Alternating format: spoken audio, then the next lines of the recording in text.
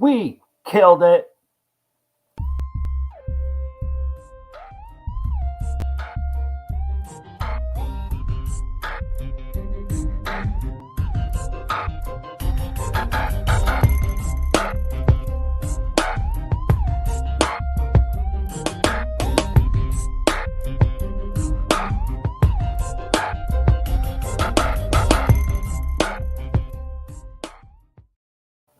What's up, everybody? Answers with Guests, brought to you by Answers by Guests. This is where two guys in the basement becomes one guy in the basement, and it could get a little weird, but that's okay. New show. We are going to go through basically week one, talk about a little bit of everything, everything that happened. Um, we'll answer the questions you posted on the page. We'll answer the questions you come up with here. So let's get it going because we got a lot of stuff to talk about. We are the Inside Scoop from outside the box. I'm Guess, and you're part of the ABG family. Thank you for being here. Remember to like, follow on Facebook, YouTube, TikTok, Instagram, Twitter, Patreon. YouTube's a big one. We're trying to hustle that. Subscribe to us. That's where you will catch the weekly videos. We'll talk about those in a second. Hashtag Answers by Guests. Hashtag ABGFS. It was a successful week one with game day calls. You got to watch those recorded videos. We hit our week one guesstimator. If you're new to the program, new to the group, we do a guesstimator each week. Typically, it's a guy that is not very highly owned. Since it was week one, stayed a little inside the box, but we played a guy we talked about in the Sunday show. It's somebody that's probably sitting on your bench, and we nailed it. Kareem Hunt, I think he had 2 TDs. So you got to watch those videos. Week one, the week that was week one. As I go through these, I'll be looking over at comments as much as I can. I'm trying to figure this out. I see Alan just popped up with a question. Thank you. We're going to go through these. I'm going to go game by game for the most part. If you got a question about any players in the game, drop those before I go to the next one. I'll see if you have anything to say about that. So the first one on the slate, Philly, Detroit. You see the plus sign there, Hurts, AGB, and all the Philly RBs. See, what we kind of touched on was if you got 4 running backs, you got no running backs. Kind of a loss, but kind of a plus. Sanders killed it in the plus matchup against Detroit. But they all had 1 TD each. So it didn't matter who you went with. Swift was a plus. Amon-Ra St. Brown was a plus. Chark, Hawk, Williams with 2 TDs is good for depth. Rob with a great call. Can't remember if it was the Sunday show or the Saturday recorded shows, but Rob mentioned that Jamal Williams would be a good play, and he absolutely killed it. So I'll give a second here. Stay away from the Cowboys. We'll talk about that when we get to it. Alan and I talking about tight ends, Colts in Houston, JT Pittman. Hines did well. We talked about Hines. I was calling him Hines Ward in the recorded shows. Burkhead was greater than Pierce. That's a minus. I feel like it was the matchup, and that'll be good for ETN next week if so, because ETN is playing against those Colts. And if they're going to use a type of running back system that Houston used, I mean, J-Rob's fine at pass pro and catching passes, but ETN will get a little more burn. And when we get to that game, ETN wasn't all that bad. Nico, where are you? OJ was greater than Brevin. A bit fluky, but I will say it's worrisome. I'll admit when I'm wrong. Brevin Jordan had a bunch of targets, but OJ did get those 2 targets, 2 catches, 2 touchdowns. Cleveland and Carolina, no questions on that game. Cleveland, Carolina. Chubb, as we talked about, you just couldn't bench him. And Hunt was our guesstimator. Carolina, yikes. Let's see about Laviska this week. If he plays, can he help? And I guess DPJ, Donovan Peoples-Jones, is the number 1 for the Browns. We were wondering who's going to step up. We didn't like Cooper. Weren't sure on DPJ, but I guess it's him. San Francisco, Chicago, I'm just going to throw it out. It's a monsoon. Mitchell should have never played.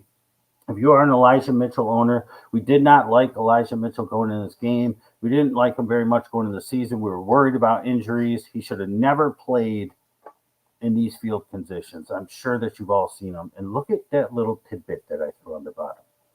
Grab TDP. A lot of questions coming up. A lot of people wondering about Jeff Wilson Jr.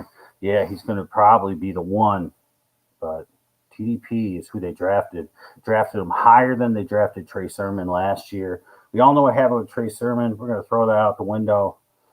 Bigger draft capital, TDP, inactive last week. He's who I'm going after. We'll talk about waivers when we get to questions, but everybody's going to be throwing their money at Jeff Wilson Jr. Everybody's going to be throwing their waiver priorities at Jeff Wilson Jr. TDP. And Darko nailed it. He said it on the page. Somebody asked a question about Jeff Wilson. And he said he likes the rookie, TDP. And that is true. Jacksonville and Washington, I'll check the comments real quick. Nobody talked about those particular games, so we're moving on.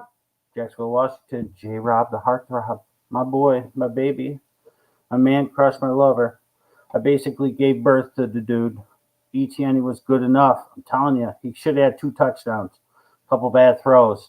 Kirk, I said 15 targets. He had 12. Gibson, Dotson. We said, Gibson, you have to use him now. Hopefully you did. And Dotson murdered it. New England, Miami. Terrible Pats offense, as we discussed. Why do you have a defensive coordinator as your offensive coordinator? And now Mac Jones is out. Maybe Zappy will get in there and do something. People are saying it's going to be Hoyer. Come on, dude's 50. He's older than Brady, I think. Hill, Waddle, terrible RBs for Miami, as we discussed. And I think Gesicki will be traded. I have a feeling. He was out-targeted by the other 2 tight ends. We knew going in they wanted to just use him as a blocker mostly, because that's the type of offense the new coach runs. Tight ends mostly use as blockers. I think he's going to end up being traded. I know they franchise tagged him, but listen, you trade him, you get a little something back. You got 2 other tight ends that can sit in there and block and catch a couple passes if you want. Pitt, Cincy, Chase is a monster. Chase is a monster. I had said, if you have been with us since the beginning at least of this season, that I felt like he was being a little overdrafted. Well, Higgins is hurt. He gets a bump. So if you bid up and paid up for Chase, you're going to be rewarded. Boyd also gets a bump. Claypool, Deontay, and nothing else. And we'll see what happens with Najee, and we'll talk about the rookie Warren when we get into the waivers. Baltimore and the Jets. Mike Davis isn't the guy. I told you, but it was Drake, not Hill. So that was a bad call. Thought Justice Hill would do something. Bateman luckily came through. Duvernay was overlooked. That's my bad. We called Carter and Corey Davis. Let me tell you right now, Garrett Wilson looks good moving forward. People are going to ask questions. He could be on the waiver wire. And if he is, he's somebody who I put a little towards the top, as well as somebody else that I'm going to talk about in a little bit. New Orleans and Atlanta. Hill does it again. And I just saw on Yahoo, he got the QB slash. So now he's QB tight end. Not that you're going to play him as your QB, but he got the slash back. Say whatever you want about Michael Thomas. He seemed like a shell of himself. I know that he had a couple of big plays. He had the touchdown or 2. Can't even remember. Landry's exactly who we thought he was. But Michael Thomas looked like a little bit of a shell of himself. We'll see if that was just shaking off the rust. Small glimpse of worry arose watching Kamara. Looks a little bit slower, a little bit older, which is crazy. We liked Patterson and London, and forget about Edwards. And I'm not worried about Pitts. If you're worried about Pitts, I'm not worried at all. KZ, Arizona, the game went exactly like we said it would. And Rob nailed it with Juju. Pacheco will be the number 1 before long. If he's out there, he's probably someone I'm looking to grab definitely over Jeff Wilson while everybody else spends up. I know he got the stats towards the end, so he might be on some casual owners' watch list or waiver picks. But I'm telling you, if you watch that game or at least the highlights, he by far looks like the best running back they have. Arizona's in trouble across the board. We'll talk about a couple of those players later on Arizona because somebody asked a question about one of them. Giants in Tennessee. Barkley, he's back, and it looks good. We knew Shep would be the number 1. We did not trust Woods. Those are pluses. Minus, Wandale we liked, and we liked Hassan Haskins to be that third down back. Speaking of which, Derrick Henry looked a little bit. He was getting knocked on his butt. I've never seen him get knocked on his butt like that. We'll see. I mean, is that a little rough for him? You got to remember too when we talk about week 1, and we'll talk about this when we get into waivers, especially. Most of these guys didn't play in the preseason. So you got to keep that in the back of your mind before you overreact. But we're worried about Wan'Dale, and he's injured. And here's the dude for Tennessee, the rookie, Kyle Phillips.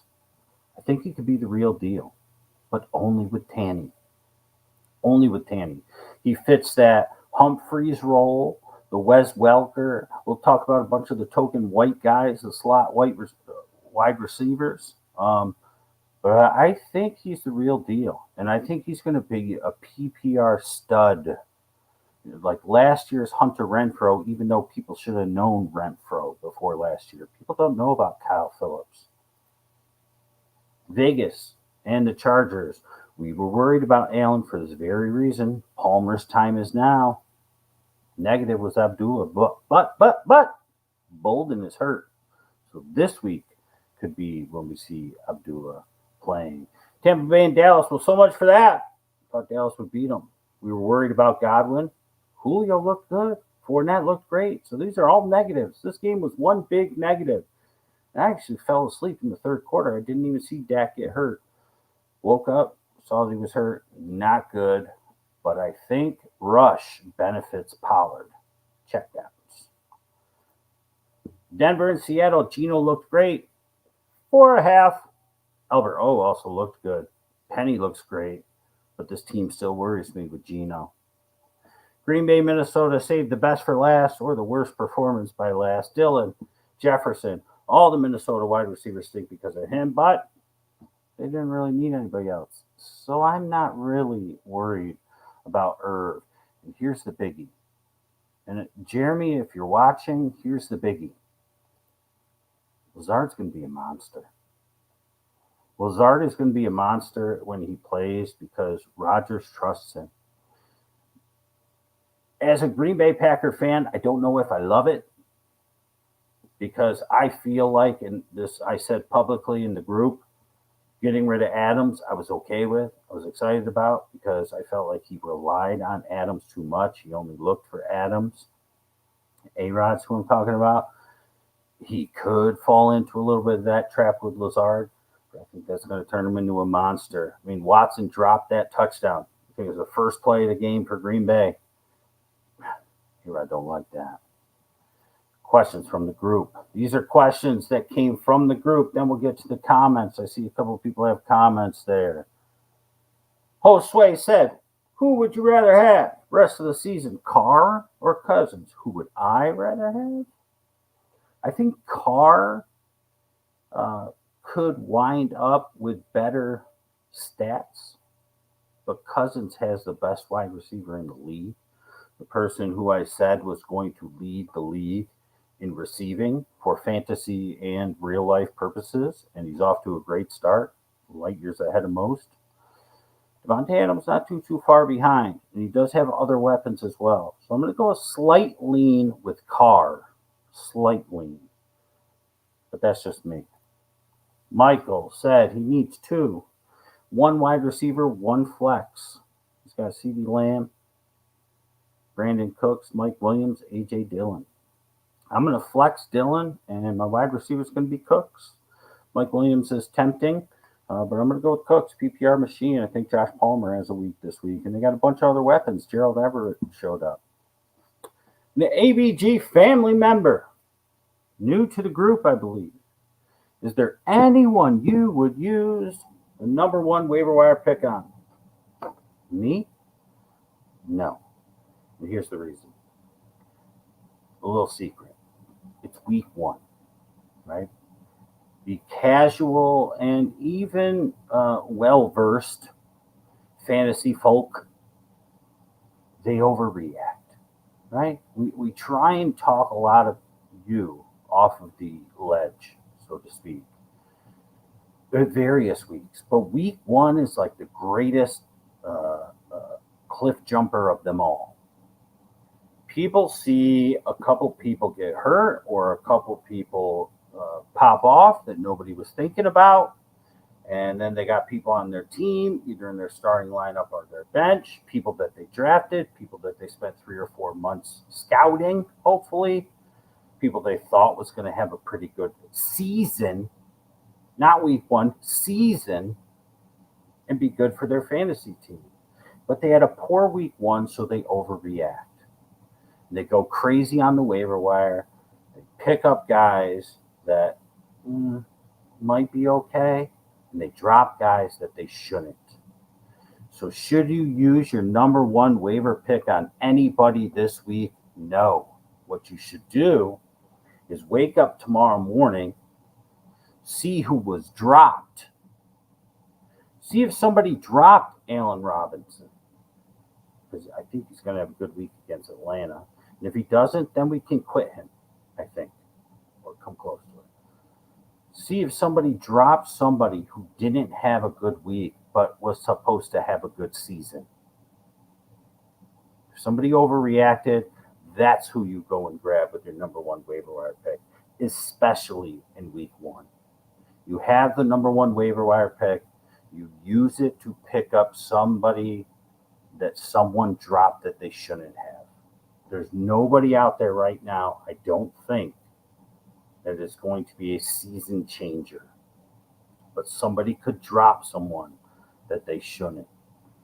So I'm not saying don't play the waiver wire this week. I have a couple waiver wire claims in the majority of my leagues, 3 or 4 of them. I'm in 6 leagues, went 5-1. It's besides the point. I needed a little Monday night magic. Came through. That's why we like it. So I'm playing the waiver wire. But if you're out there thinking, is there anyone that I should use my number one waiver wire pick on? I don't have number one anywhere. If I did, I would save it. And I'd save it, and I'd wait, and I'd see who gets dropped tonight. Derek said, I have Mitchell and Wilson. He's got Elijah Mitchell, Jeff Wilson. And he's using the IR for Brian Robinson for the Commanders. So he can't use it for Mitchell. Do I pick up the San Francisco rookie, TDP? Don't like using 3 spots for one backfield, so you need to drop someone. I think you should pick him up. I know they're saying Robinson's going to come back in week 5. I'll believe it when I see it. I don't doubt it. But, I mean, dude got shot in the leg. I think he got shot in the butt. A month after getting shot twice to get back into football shape. It might take him at least 6 to 8 weeks if he even plays this year. And then Mitchell, I'm worried about. He's out for 2 months, definitely.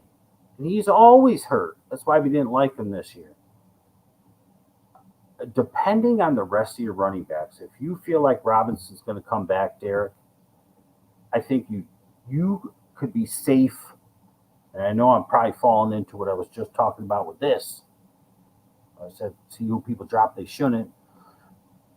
But are you prepared to hold Mitchell for 7 to 8 more weeks? 6 to 8 more weeks minimum. And if he comes back and TDP tears it up, are they going to give the job back to him? He gets hurt all the time. His per average and his elusiveness weren't great, even last year when he was great. And Wilson gets banged up too. I don't want to hold all 3. I'm either dropping Robinson or I'm dropping Mitchell. The other one I'm keeping in the IR, and I'm picking up TDP. Spencer says, I'm offering Najee and Hollywood for Jefferson and James Robinson. Is that whack or doable? That's whack. If you would have offered that trade before week 1, you might have got away with it. They got Najee's hurt. Hollywood is Hollywood. Does nothing. Yeah, he caught his 1 ball, but come on. Jefferson, I'm not giving up. And J-Rob he went from a 12th round pick or 8th round, whatever he was, forgotten about. Top 10 running back this week, if not higher. Nobody's giving you Jefferson and J Rob. Not now for Najee and Hollywood. No. If you would have offered that before week one, you would have gotten away with it. I don't think anybody's going to do that now. Your questions. And I see a bunch of them. Let's go to the top. Tight end pickups this week. Taysom, Everett, Logan Thomas, Hurst. I think Everett is a really good one, especially with Allen out. I think he's definitely somebody to target. We talked about him on Sunday. He's never lived up to his potential. He could be in the best offense he's ever been in. So, yeah, he was on the Rams, but he was with another tight end, and they had Jared Goff, right? It wasn't the same offense. And Taysom is a cheat code at tight end. I'm not touching Logan Thomas. I'm not touching Hayden Hurst.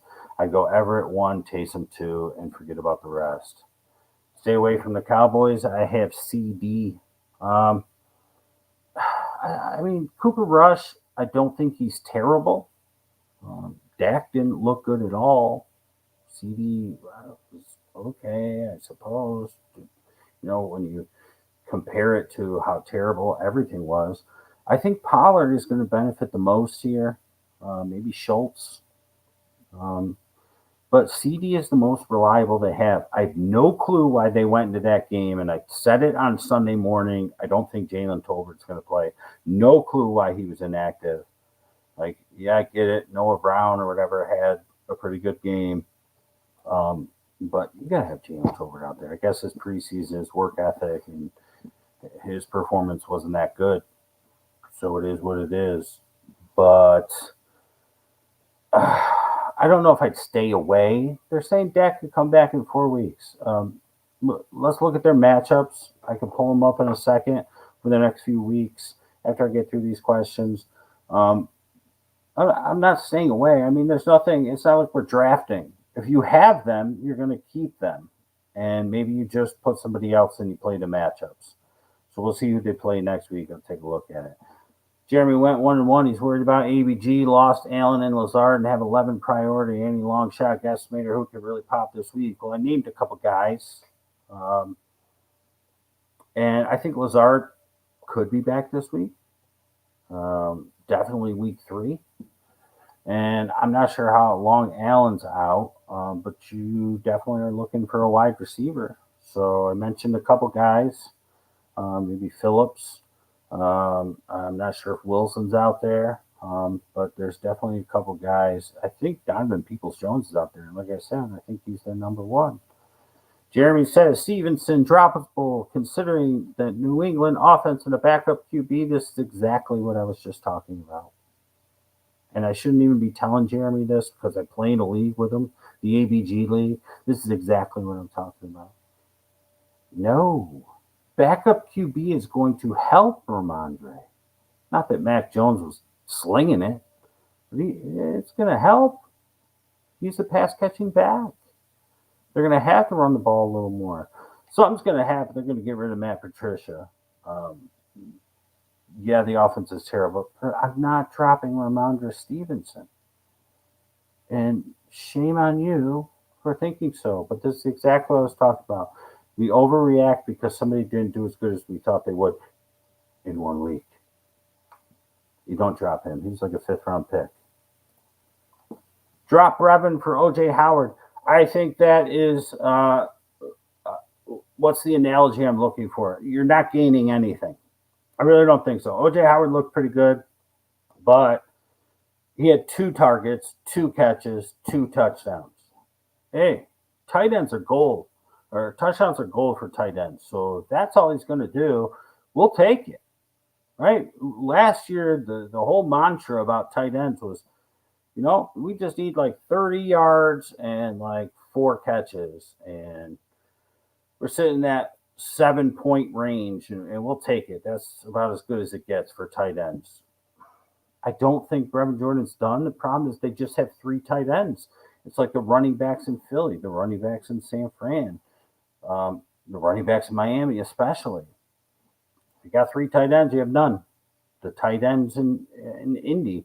Kylan Granson was the most targeted, but he looked like a slug running around. So I can't even tell you to go pick him up. I think what you might have this week, David, And this is why my advice a few questions ago about the waiver wire, my advice to you is this. Somebody's going to drop somebody. Maybe Cole Kmet, because he got a goose egg. And you're sitting there with Brevin Jordan. You don't drop Brevin for O.J. Howard. Let somebody else drop Cole Kmet for O.J. Howard. You drop Brevin for Cole Kmet. That's what I would do. You go with your gut. That's our number one piece of advice always. But I would look and see, okay, what tight ends are people dropping? And I would rather drop Brevin for Gerald Everett, that Josue brought up. Yeah, Kamara has a rib injury. That's right. He looked a little sluggish, looked a little old. First pick on a waiver for Wilson. I think it was you that asked the waiver question. I'm not sure. It was anonymously posted, so if it was, I apologize. If it wasn't, okay. It depends on the size of the league. However, I'm going to say that Garrett Wilson looked the part. And it was Flacco leaning on Corey Davis for the most part, like we thought it would be. Zach Wilson will be back. And Zach Wilson's going to spread it around a little more. He's definitely going to get Elijah Moore more involved, but I really think Garrett Wilson looks good. If you are in need of a wide receiver 4/3, a guy that you have to play, like, and he's the best one on waivers, and you need a solid wide receiver 3, I think that would be okay. Somebody will probably take him if he's available. So I don't know if my advice of waiting. Let's put in a waiver for Wilson. Depends on who you drop, but let's put in a waiver. And if you get him, you get him. And if you don't, hopefully somebody drops somebody else. Marty agrees on Lazard. Watson had a chance to drop it twice. That's right. And A-Rod doesn't like that. I mean, Romeo did okay. Cobb didn't do anything like we thought. I thought Watkins would play a little better just because he was healthy. I'm telling you, Lazard comes back, he's going to be peppered. He's going to be targeted. If you make multiple waiver claims and drop different bench guys for them, like a Mike Davis, well, you get one. Or all if no one else claims them. You have to, you got to drop, you'll get them all. If nobody else claims, you'll get them all. A lot of times what I like to do, and I really don't like to give away my secrets, but that's the business we're in. It's a business that makes $0, but it's a business. We're trying to help people, and that's what we're about. If you want player A, you put a waiver claim for player A to drop player Z. And then you put in a waiver claim to pick up player B, and you put in to drop player Z, and you put in a B with a Y.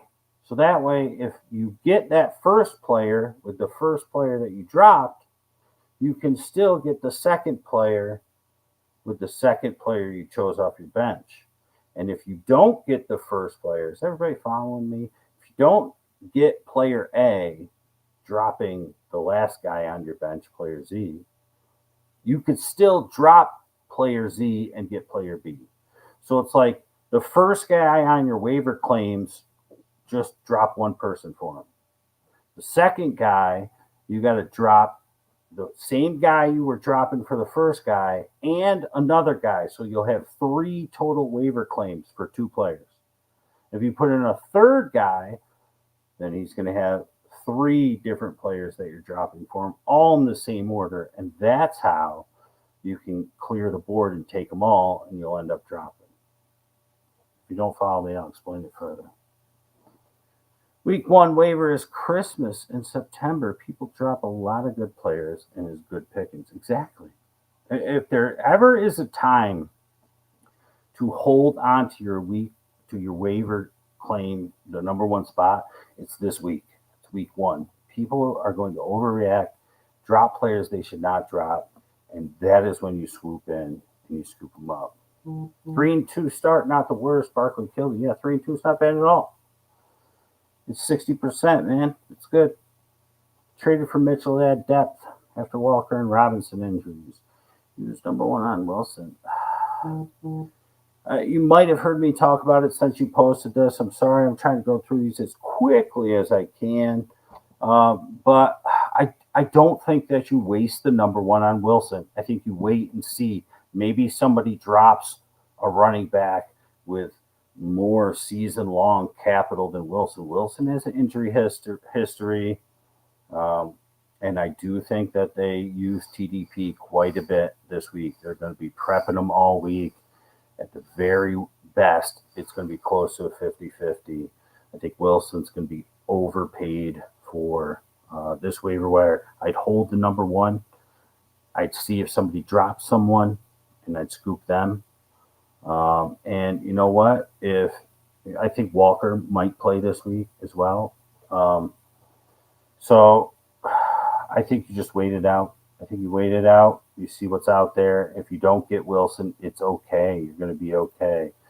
Mitchell and Robinson, your IR spots. All right. So you got some spots open up. You ended up keeping Henderson. Should I hold for now? Thoughts on Curtis Samuel? You ended up keeping Daryl Henderson. Should you hold for now? I'd probably get rid of him. Cam Akers is going to come back. I mean, he's back, but he's going to come back into the fold and be used more and more. It did help that, what's his name? The rookie from last year, running back, just got put on IR. So now it's just those two really, and Jake Funk, who I hoped would be a little better, but he's not. Curtis Samuel, never been a fan. Ron Rivera never really knew how to use him. Did good last week. He's another one whose name is really high right now. He's got a huge injury history as well. He's really high on people's waiver wire choices. I'd rather have Kyle Phillips out of Tennessee. I'm telling you right now, he's going to be a PPR machine. I don't have Stevenson in our league, but so Stevenson better flex over Jacobs and Carter. I got to look at the matchups. This will be a Sunday show discussions. This is mostly focusing on week one reactions, not overreactions, taking some questions. But, I mean, Jacobs looked okay. I think Breece Hall is going to come more and more into the fold. We sort of saw it halfway through that game as well. As of right now, I'd be starting Stevenson, and I'd wait and see how the week progresses and tune in Sunday morning.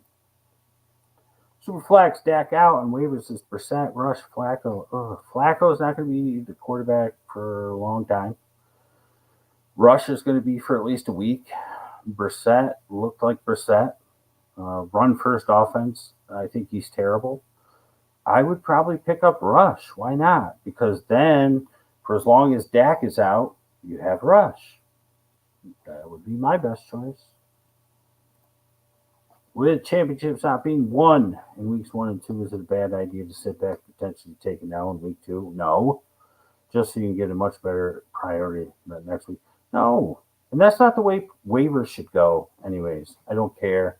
I know that some leagues do it that way, and they think that's the way it's supposed to be. I get it. The worst team should have the top priority. I think it should be set based on the draft. If you use it, you lose it. If you don't, you move up. That's how I think it should go. My opinion doesn't have to be yours. That's okay. You never take an L. You compete. You put the best team out there. And if you're talking about an ABG league, it's not going to help your waiver priority get a loss. The only way you help it is don't use it. Because when you use it, you drop all the way back down to the bottom. But you never take an L. Never. Never, ever. All right. So, let's talk about this. I mean, there's really not too much to say that hasn't been said. KC looked how they looked. I think this game's going to be a lot more competitive for them. Chargers game was relatively competitive. I think you look to see Eckler more involved in this one than he was. Be interesting to see if they use the other running backs a little more, but I mean, you don't watch Answers by Guess. You're not a member of Answers by Guess for me to tell you to play Eckler. But I think the big one here is going to be Palmer. And since we were talking about waivers so much as we do on our Tuesday and Wednesday halftime adjustment shows, Palmer, if he's sitting out there, he's a guy you got to grab, because not only is he going to have expanded volume and value while Allen is out. He's somebody who was coming into this season as a potential breakout candidate as their third wide receiver. So I think this game is going to be a very nice game for Josh Palmer. He's not my guesstimator for this week. That'll be coming on Sunday. But like if I had to do a Thursday like special type of thing, it would be Josh Palmer because I do think he's going to have a breakout game under the lights in a big divisional matchup against the, if it's not the Bills, it's the Chiefs, Kings at this point of the season, the best two teams by far, and Gerald Everett. So if you're looking for a tight end, he definitely was being used, and it's about time that he has a really good quarterback throwing him the ball. As far as KC goes, we'll see if Rob's love affair with Juju continues. I did not like Sky Moore at all. At all. You watched any of the shows this season, was not a fan of Sky Moore. I do think as the season progresses, he gets more and more involved. So if you're looking for somebody, not now, you don't waste a waiver pick on him. But if you're looking for somebody maybe after waivers go by and you had to throw somebody on the IR and you didn't get who you wanted on your waivers, you want to just scoop somebody for free and just stash them for a few weeks, I think Sky Moore is going to be that somebody. Mecole looked pretty good. MVS, they were using them exactly how I thought they would, a little more intermediate and in the middle of the field. Thing is, they have 4 wide receivers that are all basically the same. And if you're not Travis Kelce, you're not guaranteed anything for KC. And that's really good for Patrick Mahomes owners. And I think also if you didn't catch the highlights or catch like Red Zone or anything like that or Game Live, you're going to see Pacheco a little more. You're going to see him when the game is close, not when it's a blowout. They don't like Clyde Edwards-Helaire. Now, granted, he had a really good game, touchdown early, I believe, right? But I think Pacheco's going to be that guy. McKinnon was on the sideline, like pulling on Andy Reid, nudging him, like, let me back in, let me back in. And Andy Reid just like ignored him. And see if you can find that clip. He just like ignored him. McKinnon wanted to go back in. Andy Reid just ignored him because Pacheco was doing great and he loved what he was seeing. Pacheco is going to be the guy. If you are sitting on Pacheco, you are sitting on a gold mine. If somebody else has him and you want him, go get him now before Thursday. Because if he pops off Thursday, you're not getting him. You're not. I think the Chiefs win this one. It'll be close. High scoring, entertaining. Let's go 34-31, Kansas City. First time viewer, Rob Torres. Welcome to the program. Do I start Juju Thursday night with an injury issue? I don't see a reason. I don't know why you would. You got an injury issue. You got 3 other guys there that are basically the same. I think Sky Moore is going to get more acclimated, more involved. I think they're going to use Pacheco. I told you that they had Noah Gray, who they used, and Fortson, the third tight end that they used. They don't need to push it with Juju. I would just put him on the bench, put somebody else in there, live to see another day. Even if he goes off, even if he scores a touchdown, it's like 2 for 40 and a touchdown, 3 for 40 and a touchdown. Oh, well, you left 12, 13 points on the bench, whatever. You live to see Sunday. Because if he goes in the game, doesn't do well, they use other people, you're SOL, my man. MVS and Hardman, worth keeping. You have both. I think you drop MVS. I think if there was one to drop, I would drop MVS. Yes, that would be the right call. But you're only dropping, remember, we don't just drop guys because they suck. Like, don't just be like, and he didn't even really suck, but we don't just be like, you suck, I drop you. We talked about this last season or the season before. Who are you picking up? If there's somebody better, then do it. But don't just drop them because you're mad at them because they stink. Wait it out. If you're not picking up anybody with a better opportunity, then you might as well just hold them. Yeah, I think he did. And that was inflated. Lucky to get 2. Yeah, exactly. And he doesn't like him. Andy Reid's never liked him. He's just had no other choice, really. So it's going to be Pacheco. It's going to be Pacheco. And this one's the one right here. That's what we all missed tonight, right? Just looking at this mug, and we're missing Rob's. All right, all right, all right. Nobody can do it like him. I don't even try. Thoughts on Duvernay? Overlooked him, but we knew all about him. He's been around for years. Yeah, I would pick up Duvernay. If you're thinking, am I going to drop MVS for Duvernay? I would do that. I would do that because I'm getting the bona fide number 2 wide receiver for Baltimore instead of the 3 or 4 or 7th or ninth. Because if you talk about the running back, ninth option on Kansas City, they just have too many weapons. They're all relatively the same, except Kelsey's way up here. The rest are running backs. Um, and also, think about this. I will say this, Alan, as a Lamar owner in 2 of my 6 leagues, he didn't look very good. He looked slow. He looked skittish. He looked like he didn't want to run. Just sort of stayed in the pocket. It's almost like he doesn't want to get hurt, maybe because he wants to get his money. Somebody asked a question about that. What are we thinking about? It might have been you, Alan, about with Lamar. Is he going to take it a little easy this year, or is he going to go all out? I hoped he was going to go all out. I don't know, but he seemed like he was just sort of sitting and staying in the pocket and looking to be more of a pocket passer. Maybe he thinks teams will give a pocket passer more money. I don't know why. These guys with the legs, they're exciting. They bring the fans. They bring in the money. They get wins. So we're hoping he uses legs, but I do like Duvernay. I would drop MBS for Duvernay. Definitely. Yes, you would. Yes, you would.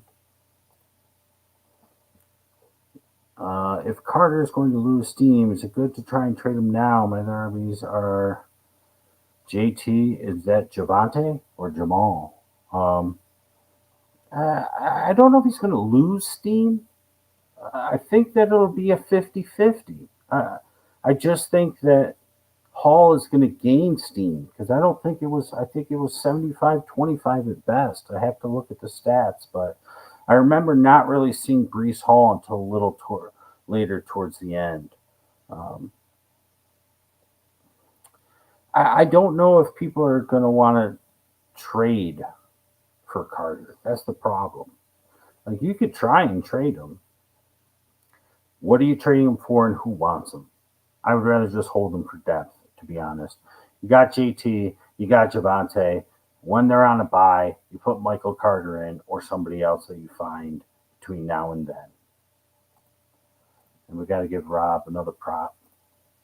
Still like Wandale, even though he's 4th on the depth chart. Darko, welcome to the show. I talked about when I was doing the recap. I'm worried about Wandale. Got a little bit of injury. I'm worried about Wandale. I like him more than Tony, though. But what's going to happen, and Alan talked about it down the bottom, so I'm going to skip over a couple comments. Sterling Shepard looked good, talked about that. But when Sterling Shepard gets hurt, that's when Wandale is going to be effective. But as right now, somebody I loved going into the season, I said I thought Wandale was going to be the rookie wide receiver. I said Olave or Wandale. And then on Sunday's show, or maybe it was the recorded shows, I said Johan Dotson, who killed it. I said he's a dark horse for me to win that rookie of the year or best rookie wide receiver. But I'm worried about Wandale. I like him, but I'm worried. And if there's a better option out there, I think you could let him go. Who was the tight end of the week to look for on the waiver? I think Everett. I think Everett's probably the one. If Fant would have had a good game last night, would have said Noah Fant, but they used all 3 tight ends. And they all had equal usage, and the other 2 got tight ends. He didn't, or touchdowns. If he would have scored a touchdown, people would be going bananas over Noah Fant. Nobody's going bananas over Disley or Cody Parkinson. But if Fant would have scored a touchdown, people were like, oh, you got to get Noah Fant. Because we go tight end or touchdown crazy. Keep saying tight end instead of touchdown. But I think it's Everett. I think Everett, especially with Allen hurt, I think he's your biggest one. Um, And I see your question down below. I'll skip over these ones real quick. Yeah, he is. I mentioned that. I mentioned that tonight. Um, he is a cheat coded tight end, but he's fluky. Are they going to continue to do that? If they're going to continue to do that, then yeah, he's great. He was my second choice. It was Everett, number one, and then it was Taysom, number two. Yeah, I don't know. I don't know. I don't know. Barkley looked good. He wasn't too worried about anybody other than feeding his boy Shep and Barkley. And I mean, that's just how it is. We got 46 minutes down.